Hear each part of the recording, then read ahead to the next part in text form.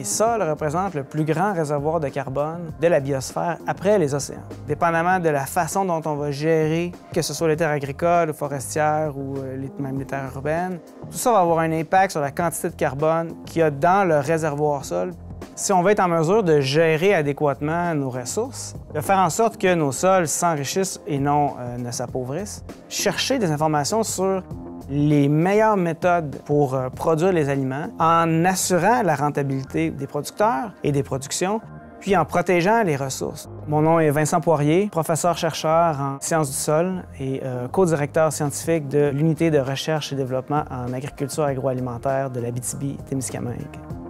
De très petits changements peuvent avoir un impact substantiel à l'échelle de la planète. Il y a de la place, je pense, pour revoir les modèles agricoles aussi. Il y a de la place pour une agriculture plus diversifiée, autant en termes de type d'entreprise que de taille d'entreprise aussi. Les questions d'autonomie alimentaire ont refait surface et nous font réaliser qu'il y a des enjeux de sécurité alimentaire, même si on est assis dans un des pays les plus riches de la planète.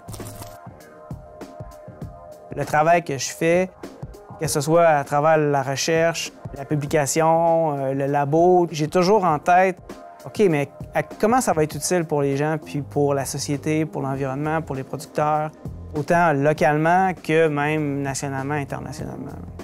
J'ai découvert un univers de possibilités. C'est une station de recherche avec des laboratoires de très haute qualité, avec une vue magnifique sur le lac Témiscamingue, avec un potentiel de développement incroyable. Donc, j'ai vu vraiment un terrain de jeu hyper fertile. Puis je savais aussi qu'au niveau agricole, la région présente des sols de très bonne qualité. Donc, il y avait beaucoup de potentiel de développement pour moi, là, pour toute ma thématique de recherche dans la région. Le contexte de la recherche en Abitibi-Témiscamingue, il se fait en proximité vraiment avec les gens de la région. T'sais, moi, je sens qu'on est très connecté avec la réalité du milieu. Un des projets que je considère qui est vraiment très porteur pour la région, c'est le projet de pâturage agroforestier qui est situé à Dupuis, en Abitibi-Ouest. Donc, l'idée derrière ça, c'est de mettre en place un nouveau système de gestion des animaux au pâturage en combinaison avec des pratiques agroforestières, donc des haies agroforestières, où on teste l'effet de différents mélanges d'essences. Puis l'objectif derrière tout ça, c'est de maximiser le plus possible la séquestration du carbone dans le système sol-plante pour compenser les gaz à effet de serre qui sont émis par les animaux, donc les activités d'exploitation de l'entreprise. Ce projet-là, il est unique. Dans l'Est du Canada, du moins. Ça nous a pris beaucoup de temps de réflexion avant de le mettre en place parce qu'on y voit vraiment un projet porteur pour des dizaines et des dizaines d'années.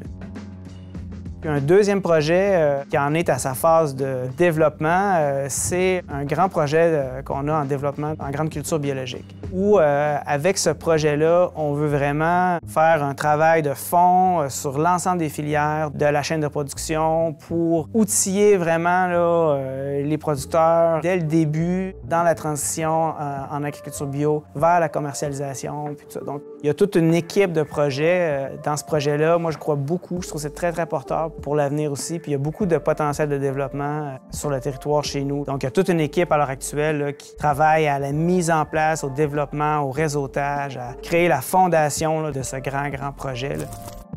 Je pense qu'il y a des très beaux défis à relever dans le domaine de l'agriculture ici en région. Il y a de belles occasions à saisir aussi avec les changements climatiques qui se dessinent, mais en même temps, il y a des grands défis aussi. Il va y avoir une variabilité dans les régimes de précipitation, donc ça, il y a tout un défi au niveau de la gestion de l'eau qui se dessine. Puis en même temps, bien, il y a un allongement aussi de la période de croissance, donc ça peut créer du potentiel pour des nouvelles espèces, des nouveaux cultivars. Je pense que généralement, on est assez bien positionné en Abitibi-Témiscamingue pour ce qui est de l'avenir agricole, si je peux dire. Donc, il y a de la place pour les nouvelles idées et moi, c'est ce que j'aime de mon poste aussi. Donc, c'est cet esprit créatif-là que je peux mettre de l'avant puis je sens que, tu sais, je suis porté aussi là, dans ce désir-là d'être utile.